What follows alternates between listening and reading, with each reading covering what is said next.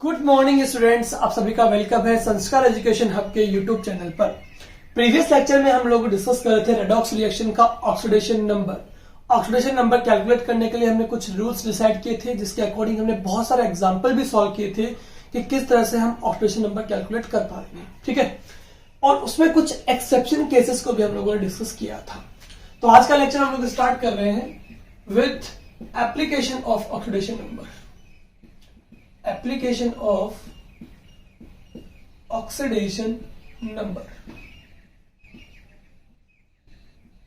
बात करते हैं कि ऑक्सीडेशन नंबर जब हम कैलकुलेट कर पाते हैं तो उसकी हेल्प से हम कौन कौन सी प्रॉपर्टीज को और डिसाइड कर सकते हैं। That is the application of oxidation number. कि ऑक्सीडेशन नंबर की हेल्प से हम कौन कौन सी और अदर प्रॉपर्टीज ऑफ कंपाउंड्स को डिसाइड कर सकते हैं। उसमें सबसे फर्स्ट प्रॉपर्टी हमारे पास आती है, that is acidic strength. If we talk about the acidic strength, तो हम कहेंगे यहां पे if oxidation number of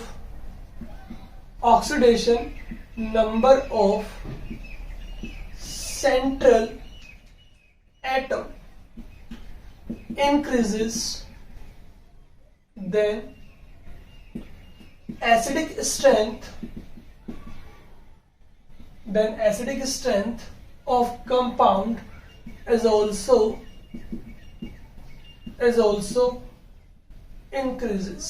ठीक है, जब भी हम बात करते हैं 2 और 3 कंपाउंड्स की, तो उन 2 और 3 कंपाउंड्स में अगर आपसे कहा जाए कि which one compound is more acidic and which one is less, तो हम उसकी एसिडिक स्ट्रेंथ को डिसाइड करते हैं according to the oxidation number. यानी हमें एक प्रॉपर्टी कैलकुलेट करनी आती है, दैट इज ऑक्सीडेशन नंबर, कि हम किसी भी कंपाउंड ऑक्सीडेशन नंबर कैसे कैलकुलेट करते हैं। तो उसके अकॉर्डिंगली जिस भी कंपाउंड का होगा ऑक्सीडेशन नंबर हाई, उसकी एसिडिक स्ट्रेंथ क्या होगी, मोर होगी। देखिए किस तरह से वी कैन से कि एसिडिक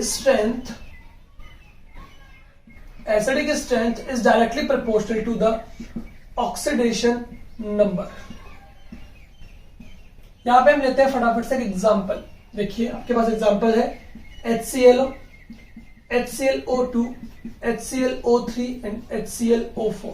ठीक है, इन कंपाउंड्स को हम सबसे पहले बोल रहे हैं कि आपको इनको अरेंज करना है एसिडिक स्ट्रेंथ के ऑर्डर में, कि किसकी एसिडिक स्ट्रेंथ मोर होगी, किसकी लो होगी। तो हमें क्या करना है, हमें पता है ऑक्सीडेशन नंबर जो है वो डायरेक्टली प्रोपोर्शनल होगा एसिडिक स्ट्रेंथ के। तो हम क्या करेंगे, इनका ऑक्सीडेशन नंबर कैलकुलेट कर लेंगे। सबसे पहले क्लोरीन को एक्स कंसिडर किया, सेंट्रल एटम है, हाइड्रोजन पे चार्ज +1 होता है, वी नो दैट। ऑक्सीजन पे -2 होगा, इज इक्वल टू टोटल पे चार्ज 0 है, तो एक्स की वैल्यू हमारे पास कितना आ जाएगा, -2 +2 हो जाएगा, ये -1 यानी कि +1 हमारे पास आंसर आ जाएगा। HClO2 काउंट करते हैं तो Cl को x कंसिडर करेंगे, हाइड्रोजन पे +1 चार्ज होगा, ऑक्सीजन पे -2 होता है, -2 × 2 कितना होगा, -4 इज इक्वल टू 0, यानी x की वैल्यू हमारे पास कितनी आ गई है, +3 आ गई है। ठीक है, यहाँ पे क्लोरीन को हम x कंसिडर करेंगे, ऑक्सीजन पे -6 हो गया, हाइड्रोजन पे +1 है, टोटल पे चार्ज 0 है, तो x की वैल्यू हमारे पास कितनी आ गई है, +5। और यहाँ पे हम कैलकुलेट करेंगे तो -8, 1 प्लस, टोटल पे चार्ज 0, x की वैल्यू +7। यानी जब हम लेफ्ट साइड मूव कर रहे हैं तो हमारे पास में ऑक्सीडेशन नंबर क्या हो रहा है, इंक्रीज हो रहा है। ठीक है, और जब हमारे पास में ऑक्सीडेशन नंबर इंक्रीज होता है तो हमारे पास में एसिडिक स्ट्रेंथ क्या होती है, increase. So we can say HClO4 सबसे मोर एसिडिक होगा, then HClO3, then HClO2 and then HClO। ठीक है, ये हमारे पास में ऑर्डर हो जाएगा एसिडिक स्ट्रेंथ का। ठीक है, तो इस तरह से हम किन्हीं भी कंपाउंड्स का एसिडिक स्ट्रेंथ कैलकुलेट कर सकते हैं with the help of oxidation number. हमें याद रखना पड़ेगा कि ऑक्सीडेशन नंबर जो होगा वो आपके एसिडिक स्ट्रेंथ के डायरेक्टली प्रोपोर्शनल रहेगा। ठीक है, क्योंकि जितना ज्यादा आपके पास होगा ऑक्सीडेशन नंबर, इलेक्ट्रॉन गेन करने की कैपेसिटी उतनी ही आपकी इंक्रीज होती है। ठीक है, चलिए ये हमारे पास में हो गई है एप्लीकेशन नंबर 1। हम स्टार्ट करेंगे एप्लीकेशन नंबर 2 को। ठीक है, एप्लीकेशन नंबर 2 हमारे पास जो होगी उसको हम स्टार्ट करने वाले हैं यहाँ पर। ठीक है, चलिए फटाफट से ले लीजिए इसका स्क्रीनशॉट आपने यहाँ पे ले लिया होगा। अब देखिए नंबर 2 प्रॉपर्टी जो हम कैलकुलेट करते हैं with the help of oxidation number, that is basic strength.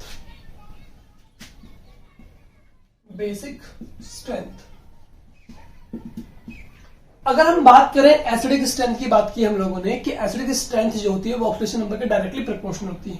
तो वी नो दैट कि एसिडिक और बेसिक स्ट्रेंथ तो आपस में ही रिवर्स प्रोसेस है, यानी कि एसिडिक अगर इंक्रीज होता है तो बेसिक डिक्रीज होता है, बेसिक अगर इंक्रीज होता है तो एसिडिक डिक्रीज होता है। दैट मीन्स साफ साफ हमें समझ में आना चाहिए कि बेसिक स्ट्रेंथ जो रहेगी आपकी, वो आपकी रहेगी inversely proportional to the oxidation number, यानी जितना ज्यादा ऑक्सीडेशन नंबर आपका इंक्रीज होगा बेसिक स्ट्रेंथ जो है उतनी ही आपकी डिक्रीज हो जाएगी। ठीक है, बिकॉज एसिडिक स्ट्रेंथ हमने अभी थोड़ी देर पहले देखा था कि वो ऑक्सीडेशन नंबर के डायरेक्टली प्रोपोर्शनल था, तो ये आपका इनवर्सली प्रोपोर्शनल रहेगा। चलिए देखते हैं किस तरह से।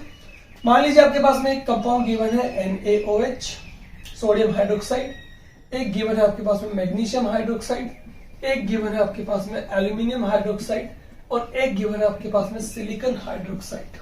ठीक है, ये कंपाउंड्स गिवन है।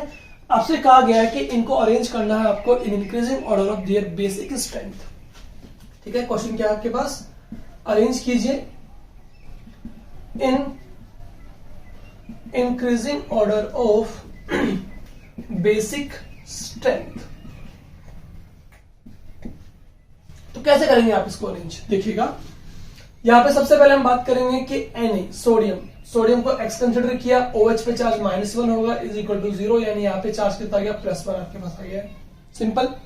मैग्नीशियम जो आपका मेटल है जिसके साथ में हाइड्रोक्साइड आयन अटैच है, उसको कंसिडर किया अपन ने X, OH पे चार्ज -1 होगा, टोटल 2 OH है, हाइड्रोक्साइड तो -2 इज इक्वल टू 0, यानी यहाँ पे कितना आ गया +2।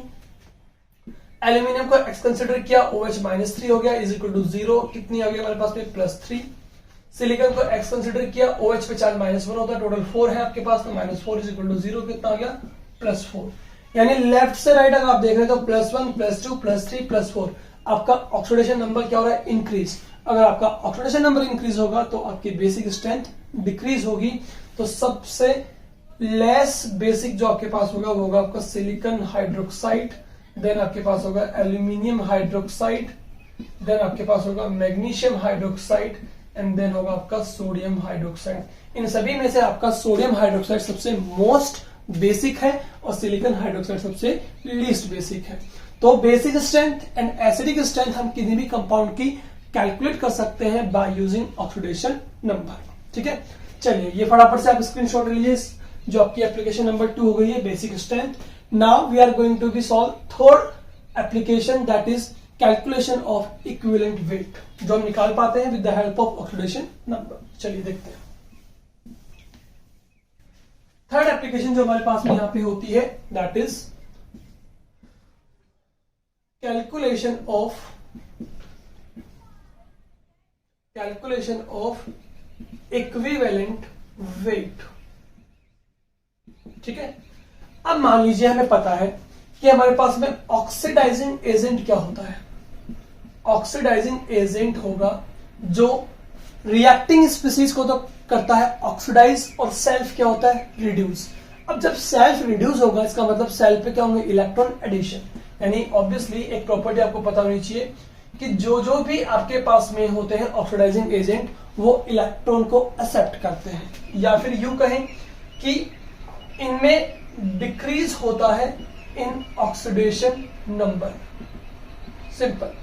ठीक है, मान लीजिए किसी का oxidation number, for an example मैं यहाँ पे बात करूं, किसी का ऑक्सीडेशन नंबर +7 है, तो जो ऑक्सीडाइजिंग एजेंट होगा वो क्या करेगा, इलेक्ट्रॉन एक्सेप्ट करेगा। मान लीजिए इसने 3 इलेक्ट्रॉन को एक्सेप्ट किया, तो बताइए इस पे क्या हो जाएगा, +1 पहले से था, इस पे 3 इलेक्ट्रॉन आपने ऐड कर दिए तो ये कन्वर्ट हो जाएगा आपका +4 में।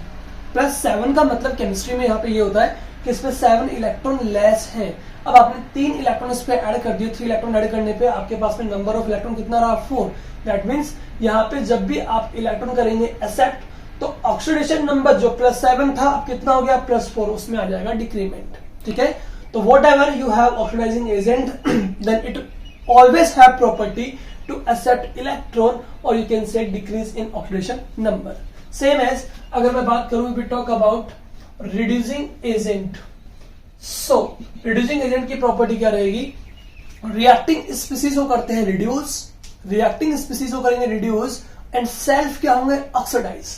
दैट मीन्स ये करेंगे इलेक्ट्रॉन लॉस, और जब करेंगे इलेक्ट्रॉन का लॉस दैट मीन्स क्या होगा, इंक्रीमेंट होगा इन ऑक्सीडेशन नंबर।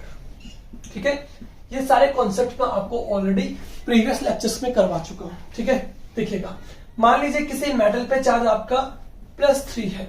ठीक है, अब जो होगा रिड्यूसिंग एजेंट वो क्या करेगा, इलेक्ट्रॉन लॉस। सपोज किसी से 2 इलेक्ट्रॉन और लॉस कर दिया, ऑलरेडी चार्ज +3 है, ऑलरेडी चार्ज क्या है +3, दैट मींस 3 इलेक्ट्रॉन ऑलरेडी क्या है, लेस है।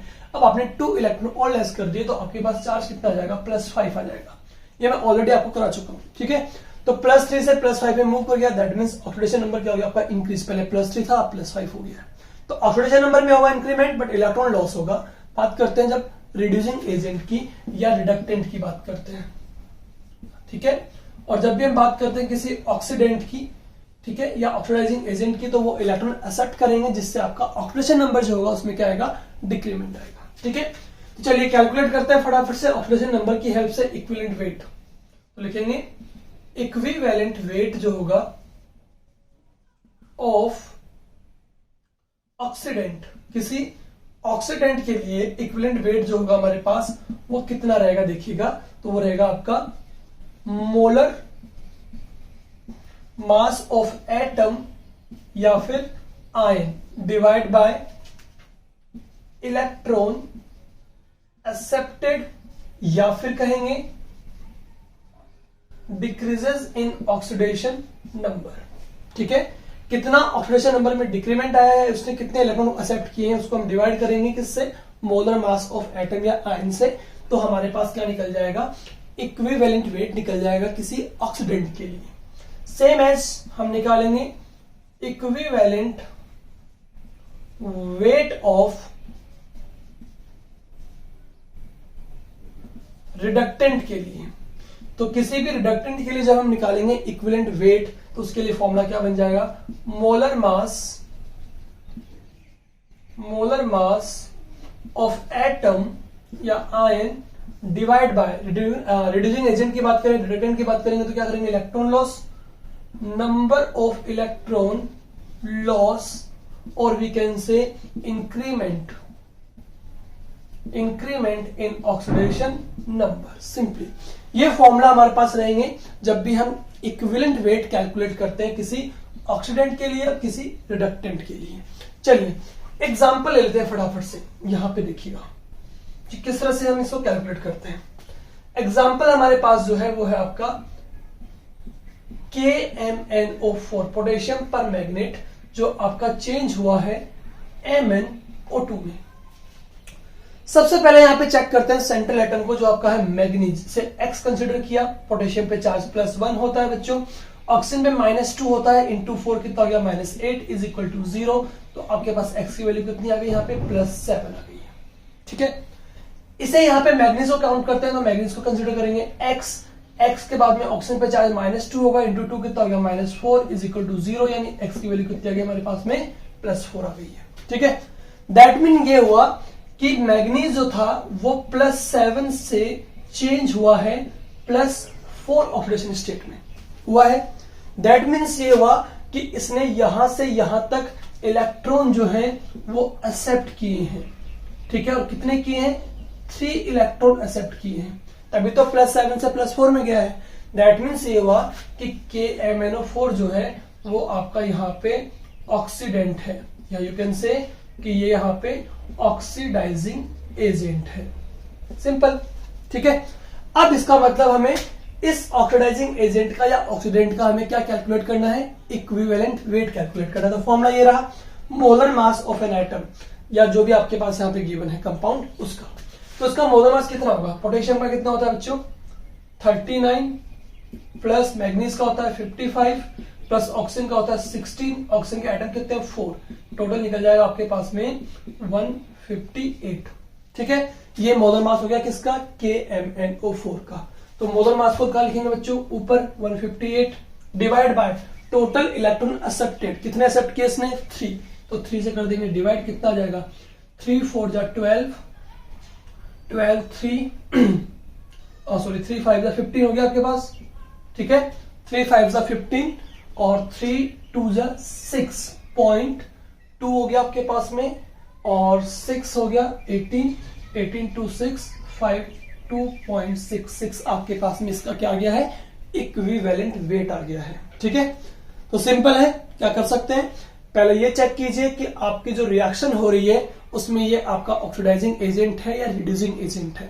ऑक्सीडाइजिंग एजेंट है तो कितने इलेक्ट्रॉन इसने एक्सेप्ट किए हैं वो डिवाइड में और ऊपर हो जाएगा आपका मोलर मास। ठीक है, सेम एज अगर रिड्यूस हुआ है तो कितने इलेक्ट्रॉन उसने लॉस किए हैं वो नीचे और ऊपर हो जाएगा आपका मोलर मास। इन फॉर्मूलों की हेल्प से हम यहाँ पे कैलकुलेट कर लेंगे किसी भी ऑक्सीडेंट और किसी भी रिडक्टेंट का इक्विवेलेंट वेट।